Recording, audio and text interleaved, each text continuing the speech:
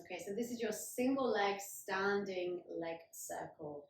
Quite a challenging one to do, not only for balance, but just the articulation of the hip and what's happening in the hip. But it's a very good one for strengthening all of the different muscles around the hip, because you're putting the leg and the hip through different ranges of motion and exploring different movements. So we're coming into hip flexion here, hip abduction, hip extension, and bringing it all into one movement. So you'll need one band. The lighter the better, especially as you're first learning this one, and hook the band underneath both feet, underneath the arches. Now from here, shift the weight into the resting leg, the supporting leg, and use a wall or a chair to support you here. From here, you're going to have an active leg, so that means drawing the toes up towards the shins, dorsiflexing through the ankle.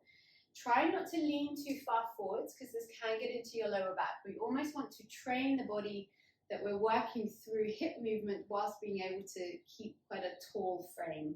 So from here, we're going to start to send the leg up, out in front of us, and draw a really big circle all the way around whilst trying to keep that tall frame, and then send the leg back behind you. Try not to let the band slip behind you, so just be careful there. And then we reverse the movement. So we send the leg all the way around to the side and back in the front. If it's too much to start, just release the band. And you can do this with no band, just to kind of work through a good range of motion before you start adding resistance. And then from doing it for a set amount of reps, and repeat on the other side.